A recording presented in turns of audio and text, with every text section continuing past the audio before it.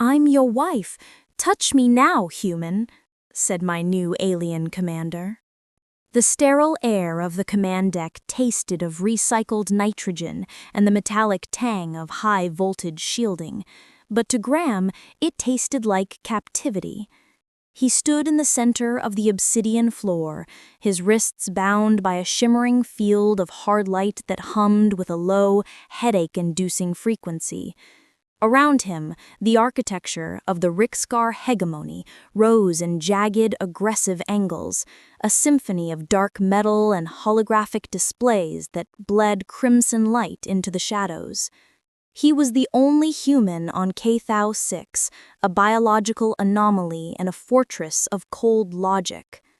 "Attend," a voice cut through the hum of the ship, resonant and layered with harmonics that vibrated in Graham's chest. The blast doors hissed open, and Commander Aleris entered. Graham had seen Rix'kar before, utilitarian, gray-skinned soldiers like Security Officer Vore, who stood stone-faced by the door, but he had never seen anyone like her. She was a vision of calculated, predatory beauty that made his breath hitch despite his defiance. She was tall, her physique powerful and imposing beneath a form-fitting uniform of iridescent black mesh and armor plating. Her skin was a pale, flawless lavender that seemed to drink the red light of the room, but it was her face that commanded attention. High on her head, twitching with the subtle hum of the ship's engines, were large, pointed ears, covered in soft, rose-pink fur. They were fox-like, delicate yet alert, pivoting slightly as she assessed the room. Below them, her dark, wavy hair cascaded freely over her shoulders, a contrast to the rigid order of her command. A dusting of bioluminescent glitter shimmered across her cheekbones, catching the light like diamond dust, giving her an ethereal quality that clashed violently with the cold calculation in her dark, golden eyes. She stopped inches from him. She didn't smell like ozone or chemicals.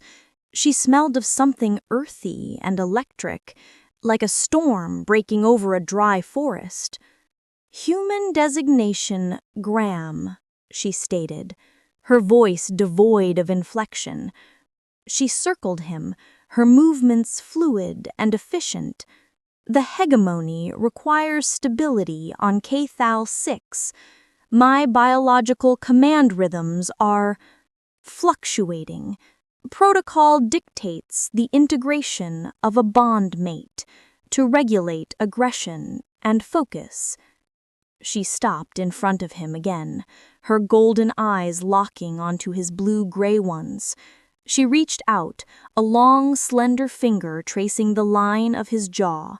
Her skin was cool, smoother than anything human. "You have been selected based on your neural density and compatibility scans," she announced, as if reading a supply manifest. "You are now my anchor. You are my wife." Graham blinked. The absurdity of the translation nearly made him laugh, but the lethal seriousness in her gaze choked it down. "I think your translator is malfunctioning, Commander. Wife implies a partnership. This feels a lot like slavery." Aleris didn't blink.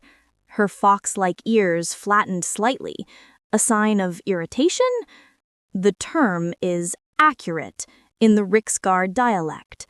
It denotes the one who receives and grounds the excess command energy.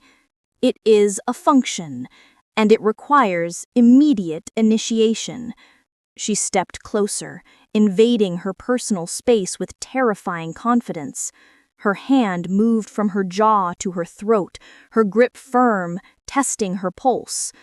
"My cortisol levels are critical. The transfer must happen. Touch me now, human." It wasn't a request, it was a tactical directive.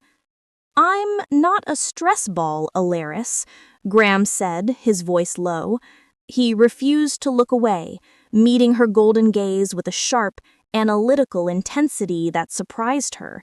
He saw a flicker of confusion in her eyes. She expected submission, not assessment. "You are a component," she corrected, grabbing his bound hands and forcing them against her waist, onto the cool, armored fabric of her uniform. Function.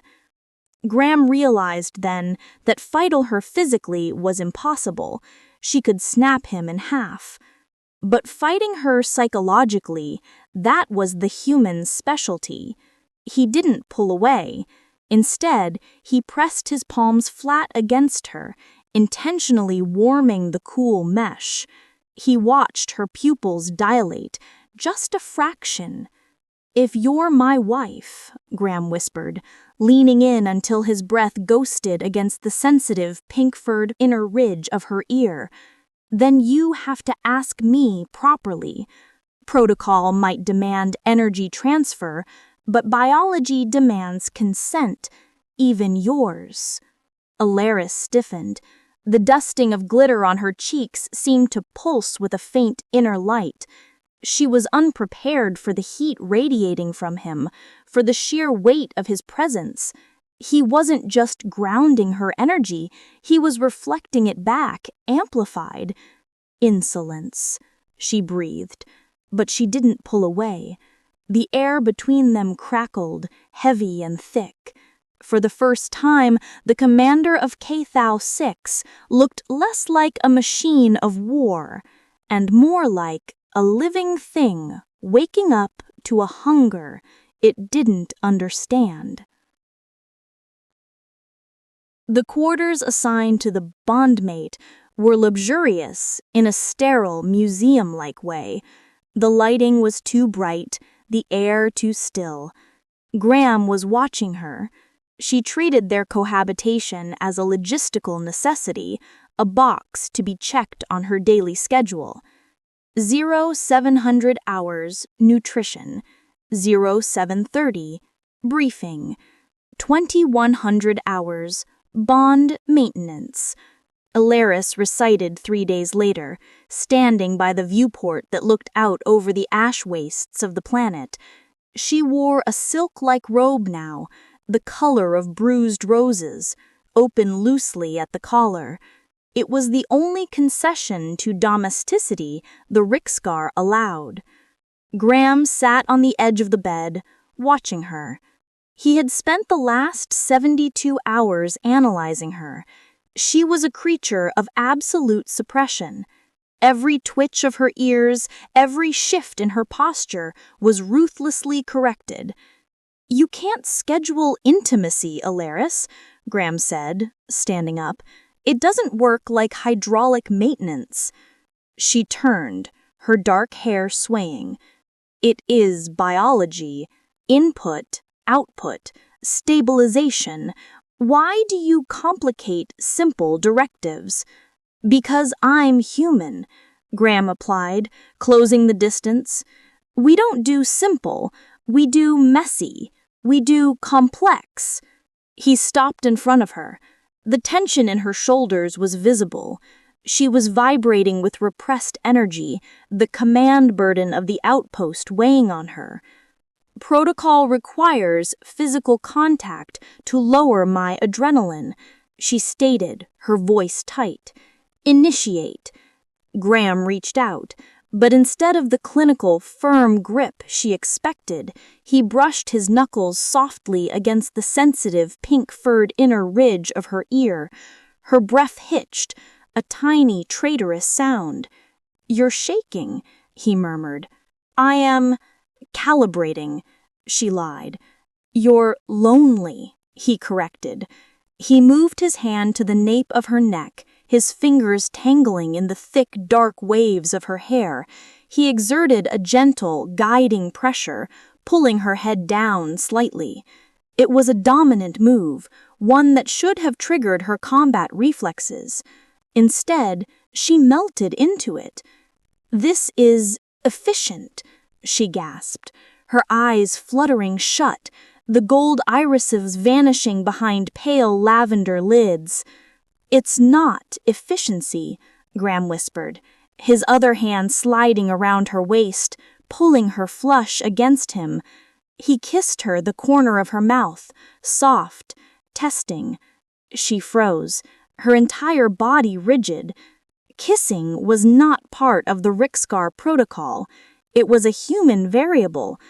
But then, with a low growl that vibrated in her chest, she surged forward, capturing his lips with a desperate, clumsy hunger. It wasn't the precise, energy-draining ritual she had planned. It was chaotic. It was overwhelming. Graham kissed her back with everything he had, pouring his defiance, his empathy, and his own frustration into the act. He felt her hands clawing at his back, not to hurt, but to hold on. He realized then that the bond mate protocol was a sham. She didn't need a battery. She needed a release valve for a lifetime of suppression. When they finally broke apart, Aleris looked dazed. Her large ears were flushed a deep crimson, and the glitter on her cheeks seemed to sparkle with frantic intensity. She stared at him, her chest heaving. That was... She struggled for the word, her logical mind failing to categorize the data. "Human," Graham supplied, wiping a smudge of her glitter from his lip. "We call that human." To keep him occupied and out of the secure command centers, Aleris assigned Graham to the outpost's xenobotany sector. It was a humid, glass-domed structure filled with the indigenous flora of Cathal 6th. Twisted crimson vines and pulsating fungal pods. It was the only place on the base that felt alive, and Graham thrived there. He spent weeks studying the crimson vein, the plant's dominant root structure. He discovered that the plants weren't individual organisms, but nodes in a massive, subterranean network that shared nutrients and thermal energy. "It's a collective consciousness," Graham explained one evening. Aleris had come to the lab, ostensibly to inspect his work, but mostly to stand in the shadows and watch him work. She was wearing her uniform, but the top collar was unclasped, exposing the smooth line of her throat. "It is a parasitic dependency," Aleris corrected, stepping into the light of the grow lamps. "Inefficient. If one node fails, the network suffers." "Or," Graham said, wiping soil from his hands, "if one node is attacked, the others reinforce it. It's resilience, Aleris. Like us." Aleris's ears twitched. "We are not a root system, Graham. We are a hierarchy." "Are we?" He walked over to a console where a holographic schematic of the root system hovered. "You rely on me to stabilize your mood. I rely on you for, well, survival, currently. That's symbiosis." Aleris moved closer. The humidity of the room made her skin sheen with moisture. The scent of the alien blooms was heavy and intoxicating. "You presume much, bondmate. You are a resource. I'm a xenobotanist. I understand growth. You're stunt growing yourself, Aleris. You prune back every emotion because you think it's a weed, but you're killing the fruit." He turned to face her. The air in the lab was hot, tropical compared to the rest of the base. It stripped away her icy demeanor. She looked at him not as a commander, but as a woman confused by the ecosystem of her own heart. "Show me," she demanded softly. "Show me the fruit." The command was vague, but the intent was clear. She pushed him back against the lab table, her movements fluid and predatory. This time, there was no talk of protocol. Her hands roamed over him, exploring the human physiology with a scientist's curiosity and a lover's intensity. Graham responded in kind, his hands mapping the ridges of her spine, the soft fur of her ears, grounding her electric intensity with his own steady, enduring earthiness. In the humid silence of the biodome, surrounded by alien life that thrived on connection, Aleris began to understand that strength wasn't about standing alone. It was about how deep your roots could go. The alarm was a screeching dissonance that shattered the quiet. A thermal conduit in the sub-level sector had ruptured, sending a surge of superheated plasma toward the biolab's regulators. "Evacuate," Aleris's voice barked over the comms, reverting instantly to command mode. Graham didn't run. He saw the readings on the wall console. The surge wasn't just going to kill the plants. It was going to trigger a feedback loop in the crimson vein network beneath the foundation, potentially destabilizing the entire outpost's geothermal generator. "Graham, comply!" Aleris shouted, bursting through the lab doors. Her eyes were wide with panic, an emotion she shouldn't be showing for a resource. "If I leave, the regulator blows," Graham yelled back, his fingers flying across the holographic interface. He bypassed the safety locks, forcing the system to vent the heat into the hydroponics tanks instead of the core. "It is not authorized." Aleris grabbed his shoulder, trying to pull him away. "Trust me." Graham shrugged her off, a violation of every Rix'kar law. He manually wrenched the locking mechanism. Steam hissed, scalding and violent. But the pressure gauge dropped. The red warning lights faded to amber, then green. Silence returned to the lab, broken only by their heavy breathing. Aleris stared at him, her chest heaving. "You disobeyed a direct command." "I saved your base," Graham countered, leaning against the console, adrenaline making his hands shake. As the system reset, a maintenance log flashed on the screen, a file that had been decrypted by the system crash. Graham frowned, reading the alien text. His translation implant decoded it in real time. Subject: Bond Protocol Origins. Species target: humanity. Objective: neuroco-processing. His blood ran cold. "Aleris, look at this." She stepped forward, reading the scrolling text. Her face went pale, the lavender draining to a ghostly gray. Entry 402, Rix'kar biological structure lacks high-density emotional processing required for next-gen command interfaces. Human amygdala functions as organic co-processor. Bond mates are not stress sinks. They are external hard drives for complex strategic empathy. "I'm not a battery," Graham whispered, the realization hitting him like a physical blow. "I'm a processor. You need me because you literally can't think complex things fast enough to run this station." Aleris backed away, shaking her head. "No, that is heresy. The High Command taught us humans are simple, emotional, chaotic." "We are," Graham said, stepping toward her. "And that chaos is computation. You've been using me to think, Aleris, not just to feel." The revelation hung between them. It shifted the power dynamic instantly. He wasn't a pet. He was the other half of the brain. "You knew?" Graham asked, his voice low. They were in her quarters, the datapad with the log lying between them on the obsidian table. "I did not," Aleris said, her voice trembling. She was pacing, her tail, usually hidden beneath her uniform, lashing agitatedly. "It changes everything. If General Kresic finds out—" "He's here," Security Officer Vore announced from the door. Aleris froze. General Kresic was her greatest rival, a brute of a Rix'kar who believed in the old ways of pure, unemotional dominance. He had arrived for an unannounced inspection, accompanied by a retinue of sneering officers. "Hide," Aleris hissed at Graham. "If he sees you, he will test the bond. He will try to break it to prove I am weak." "No," Graham said. He stood up, smoothing his tunic. "If I hide, you look weak. If I stand by you, we look united." Aleris looked at him, fear warring with calculation in her gold eyes. Before she could argue, the doors opened. General Kresic filled the doorway. He was massive, his skin a darker bruised purple, his ears notched and scarred. He ignored Graham entirely.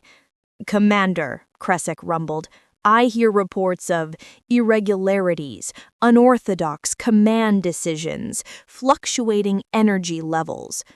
"My command is absolute," Aleris said, drawing herself up to her full height. Is it? Kresek stepped closer, sneering. Or is your pet human polluting your logic? I smell the pheromones of instability. He glanced at Graham with utter contempt. A soft tool for a soft commander. Graham saw Aleris flinch.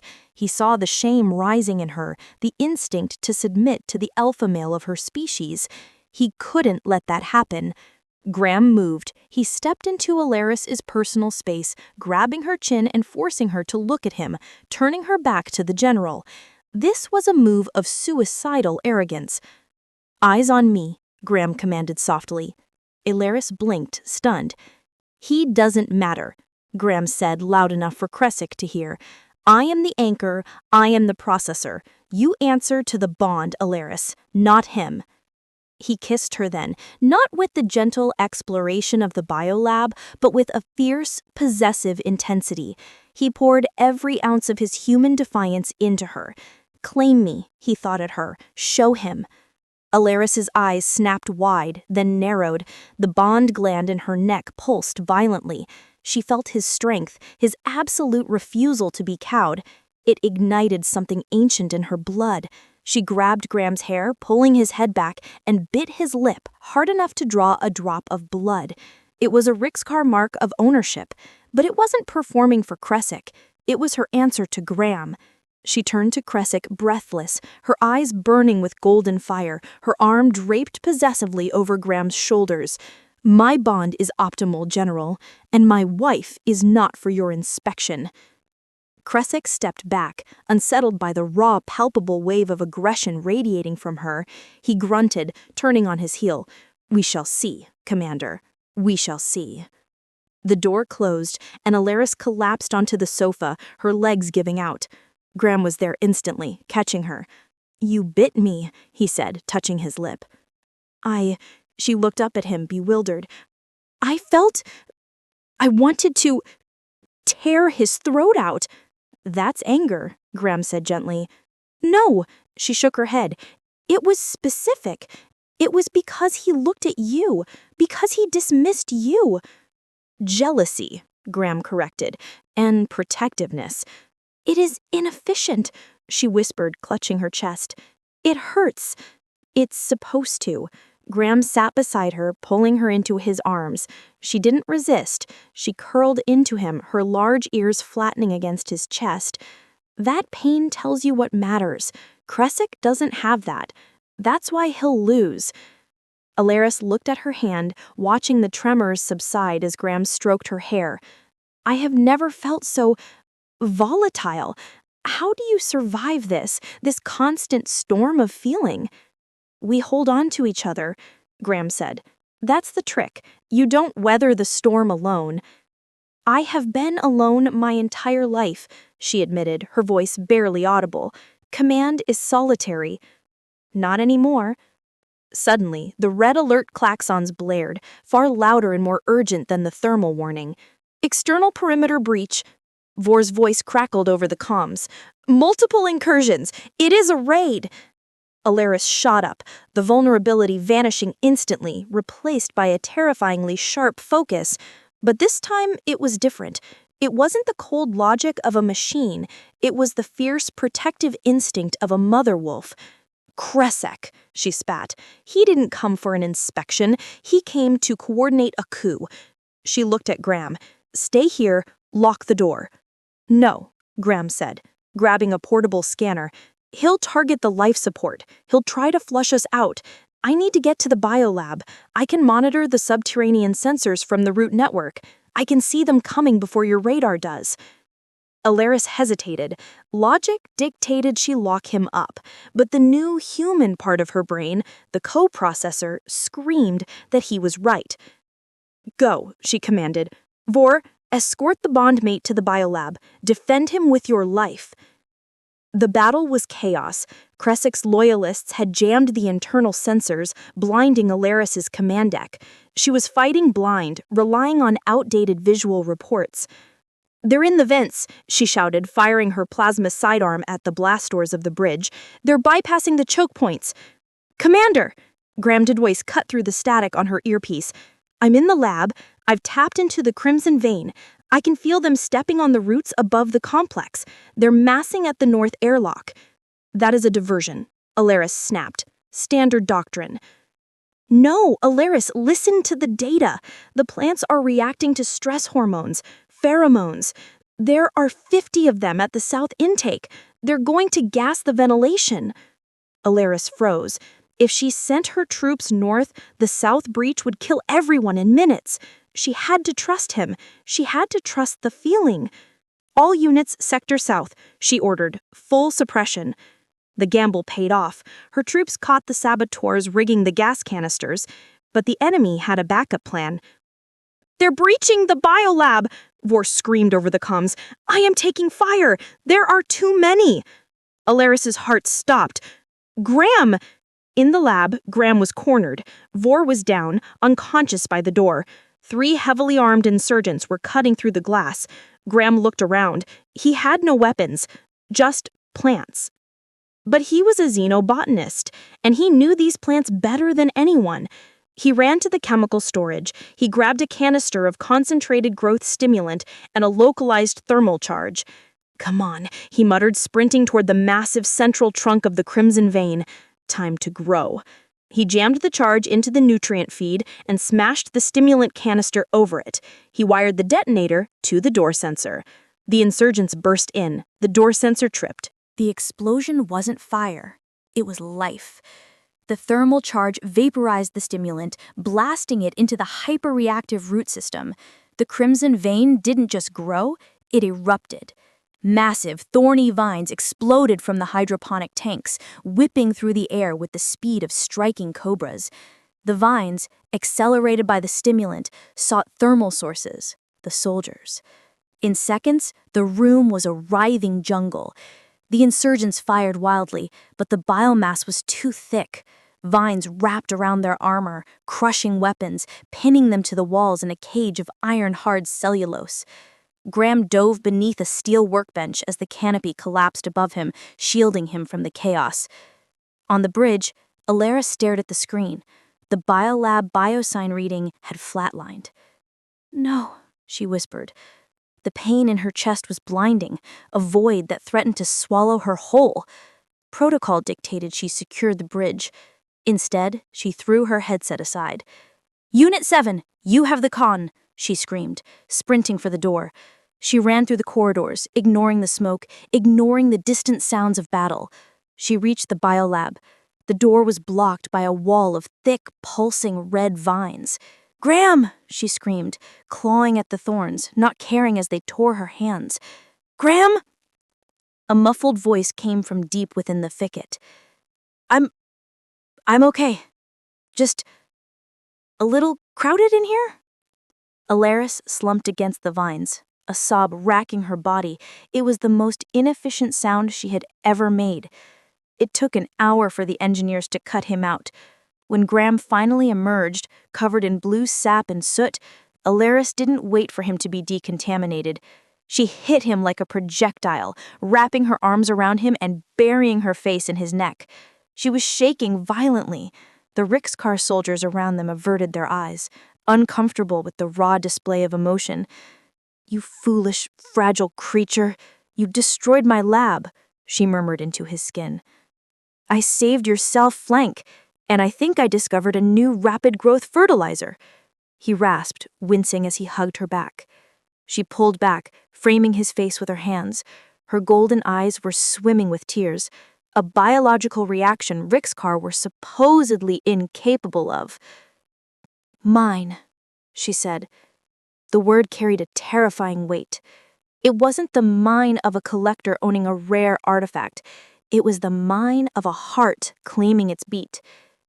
Yours, Graham agreed. General Kresic was dragged past them in restraints, snarling. He looked at the impossible jungle that had consumed the lab, then at the human who had engineered it. He looked at Aleris, who was looking at Graham as if he were the sun itself. He didn't say a word. He just lowered his head. He had been beaten by something he couldn't even calculate. The holographic projection of the High Council flickered in the center of the command deck. The 3 high commanders looked down at Aleris with impassive faces. The report indicates an anomaly. You repelled a superior force using gardening equipment? I utilized an integrated biological defense system devised by my bondmate, Aleris corrected smoothly. She stood tall, her hand resting openly on Graham's shoulder. He stood beside her, not behind her. The human capacity for lateral thinking and emotional improvisation acts as a force multiplier. Their chaos disrupts standard Rix'kar predictive algorithms. She paused, looking directly into the camera. It is not a weakness, High Commander. It is an evolution. I recommend immediate revision of the bond protocol to reflect a partnership status. We are wasting their potential by treating them as batteries. There was a long silence. The High Commander looked at Graham, then at Aleris. The results are undeniable, the High Commander finally conceded. Cape Vol 6 is secure. General Kresek is in custody. Your methods are unorthodox, Commander Aleris, but effective. You are authorized to continue this experiment. The transmission ended. Aleris sighed, the tension leaving her frame. She turned to Graham. Experiment, she mused. Better than tool, Graham smiled. Much better. She took his hand, interlacing her fingers with his.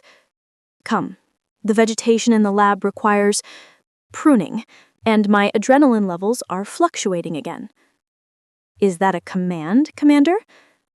Aleris smiled, a genuine glittering expression that lit up the room. No, Graham. It is a request. Later, in the dim light of their quarters, the silence was comfortable. The harsh, metallic world of the Rix'kar lay outside, but inside there was warmth. Aleris lay with her head on Graham's chest, listening to the steady rhythm of his heart. Her fox ears twitched occasionally, tracking the ambient sounds of the bass, but she was at peace. She traced the line of his arm with a finger. I told Kresek you were my wife. In my language, the word essentially translates to strategic weakness. Charming, Graham chuckled. I was wrong, she said softly. She propped herself up on one elbow, her silver hair cascading over him like a curtain of silk. Her golden eyes were soft, the glitter on her cheeks shimmering in the low light. You are not a weakness. You are the strongest thing on this planet. You are my strength, my partner.